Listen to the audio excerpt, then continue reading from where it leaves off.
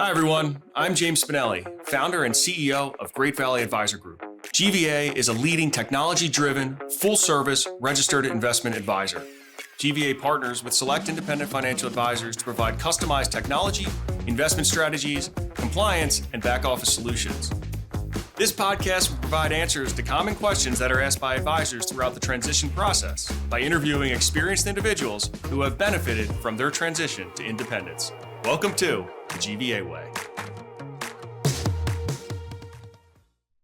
Hi, and welcome to episode number 25 of the GVA Way, where we're going to talk about technology and how it drives advisor growth.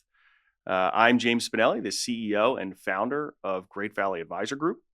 And when most advisors think about growth, or most business owners for that matter, they think in terms of clients, revenue, and people. And a lot of times, that's standing in the way of what's really helping support that business along the way through that growth, and that's the infrastructure that's behind them. And so the reality is, the ones that are going to scale most efficiently and the ones that are going to struggle, the differentiator is the technology, the support.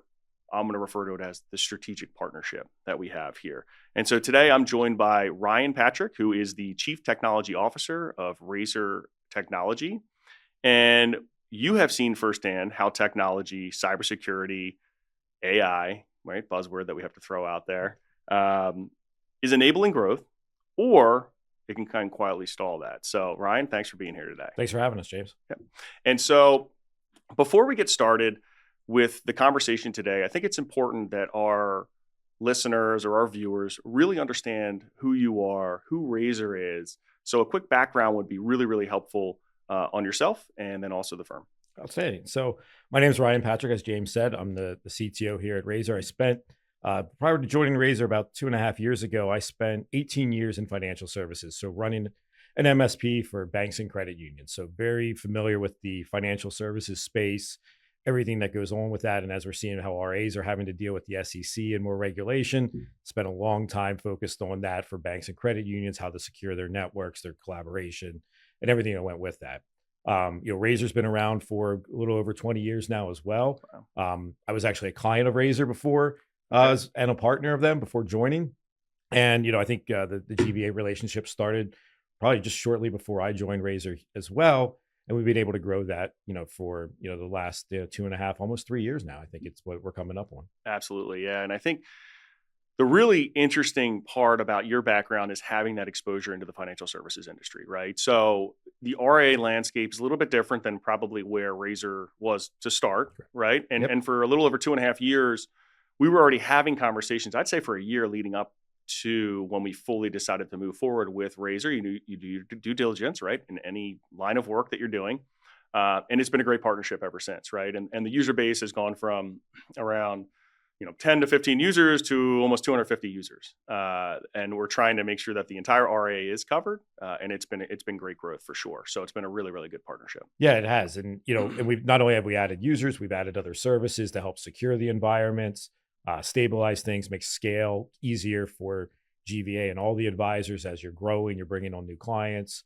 It's just the whole goal was to streamline and find efficiencies the whole way across. Absolutely. And so the first topic that we want to cover is really that IT support function that used to be, you think about information technology, you think about IT help desk, right? And you have a couple of folks in the office that, hey, the computer goes down, I need some help fixing it.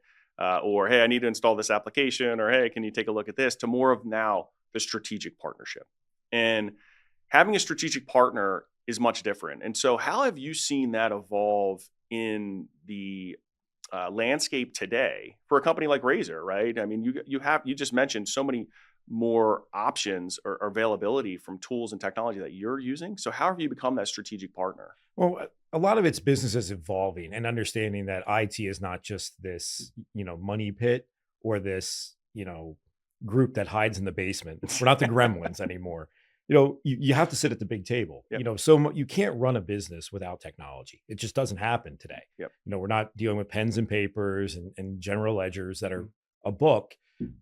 And I think more and more businesses are seeing that as a strategic asset.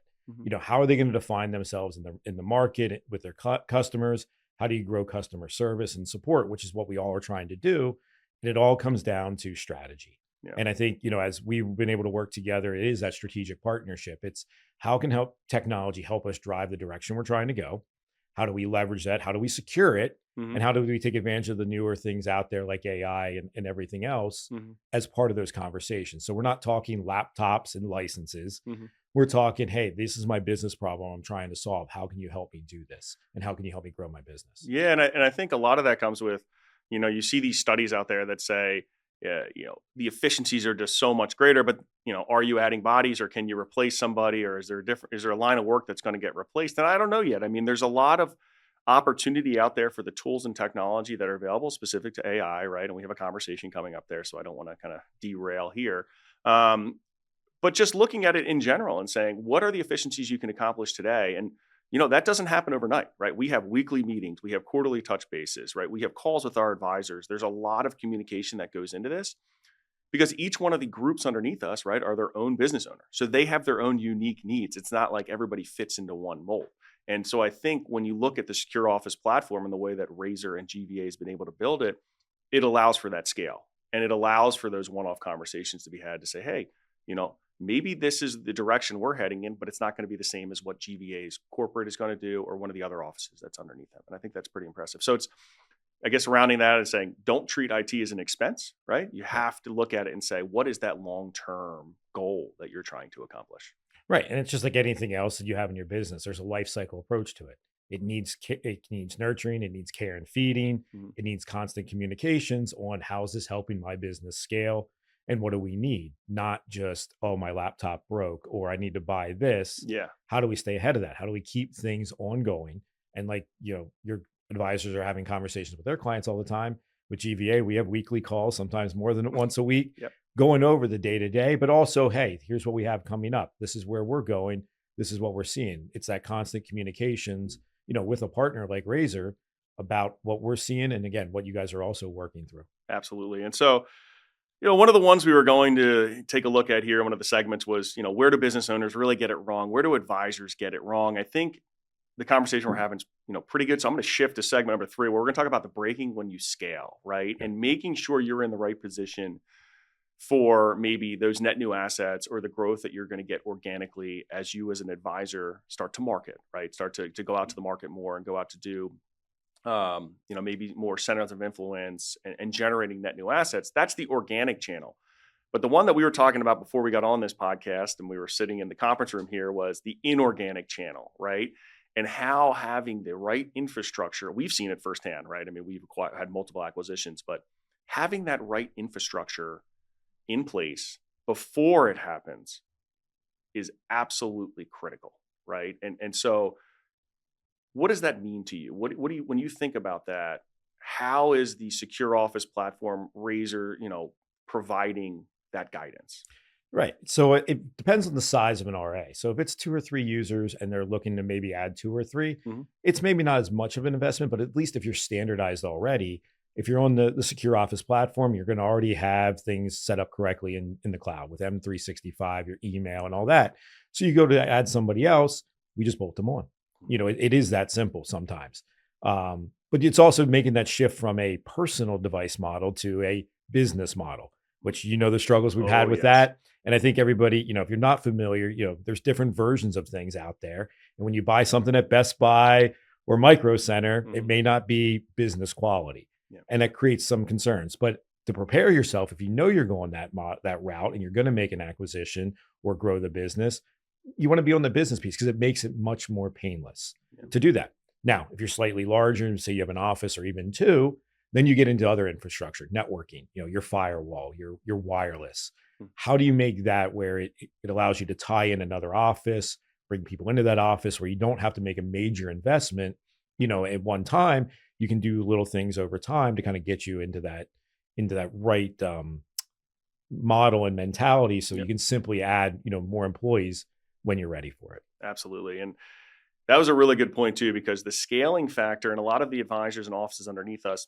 or even advisors that we speak with, want to acquire a book of business, right? They want to partner with a new advisor. They want to take on that real estate. And this, quite frankly, when we're having conversations, if that is apparent that the structure is not there for the company that is looking to sell, if they can kind of say, hey, the buyer's not set up this way, or maybe they're a little bit outdated, it's just it ends up you fall behind those that are going to be on the forefront of that, right? With those conversations. And I feel confident too, because when we go into conversations, I'll sit down and I'll go up against anybody and say, hey, I feel very confident about where we are today. I feel very confident about where our advisors are today using Secure Office.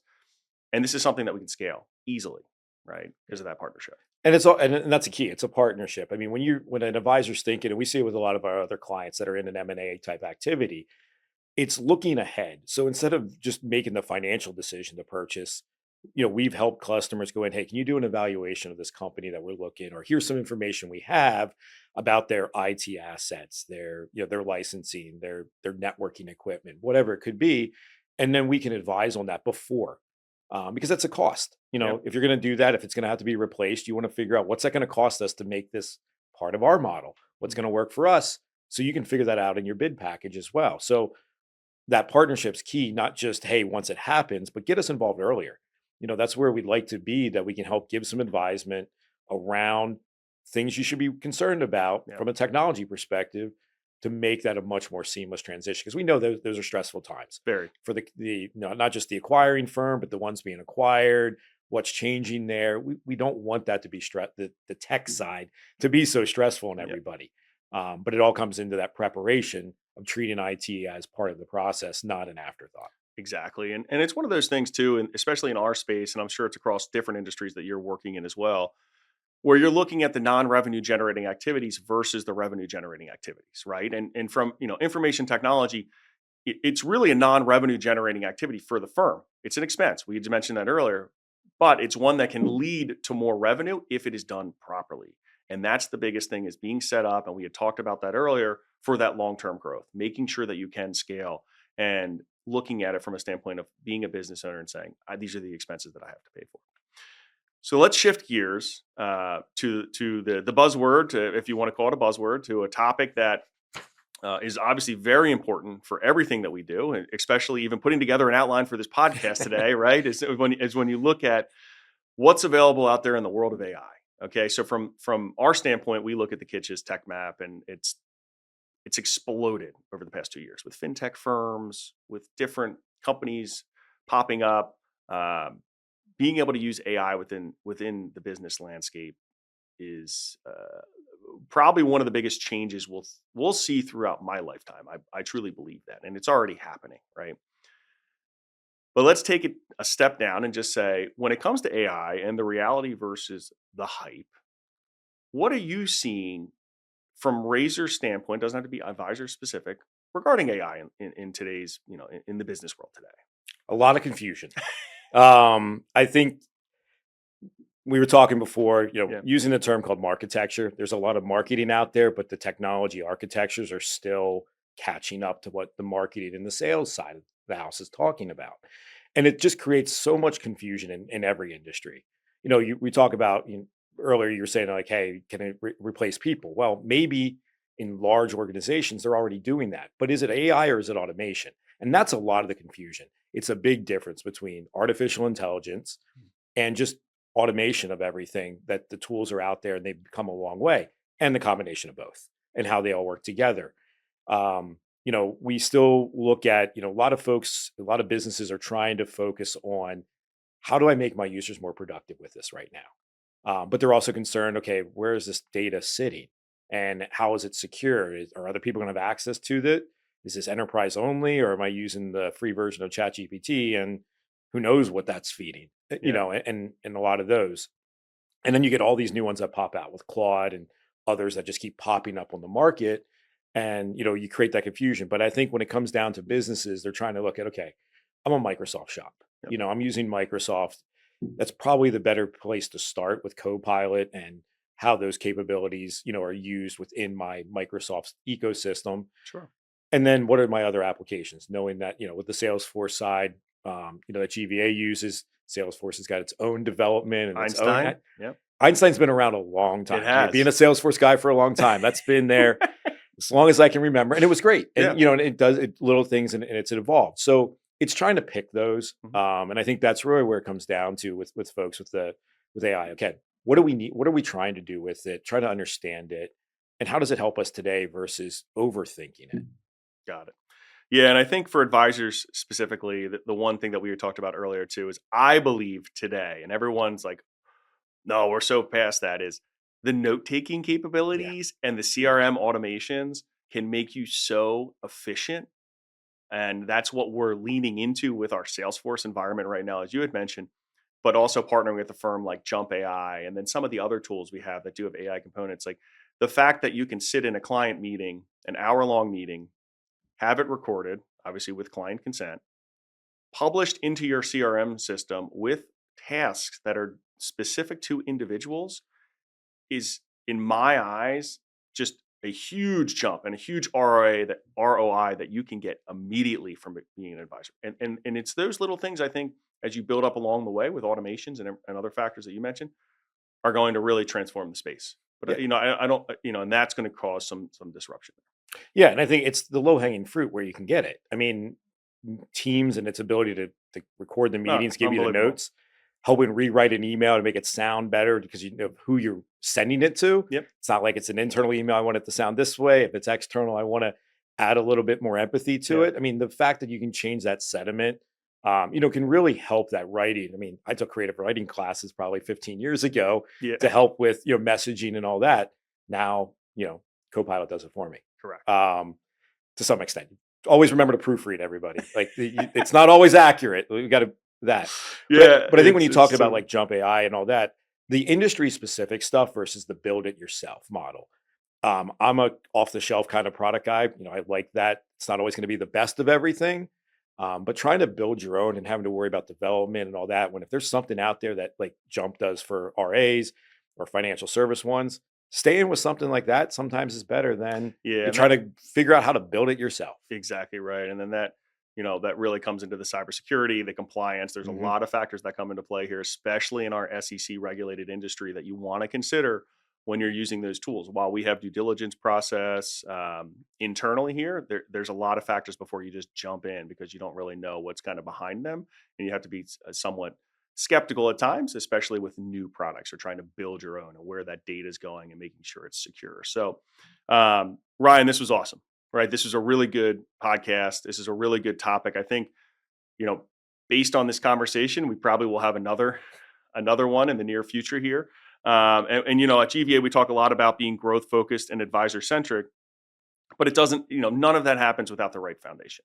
And that's really what we want to get across today is it's not just a support function anymore. When you think about technology, it's building that enterprise value. And a lot of times advisors of the organization, that's what you're doing. You're trying to build that enterprise value. And so having the right partner can help you do that. Obviously GVA wants to be there for our advisors from a partnership standpoint, but having Razor as GVA's partner is also extremely important. So thanks for being on the podcast today. I really appreciate you being here. Thanks again, James. The opinions voiced in this podcast are for general information only and are not intended to provide specific advice or recommendations for any individual. To determine which strategies or investments may be suitable for you, consult the appropriate qualified professional prior to making a decision.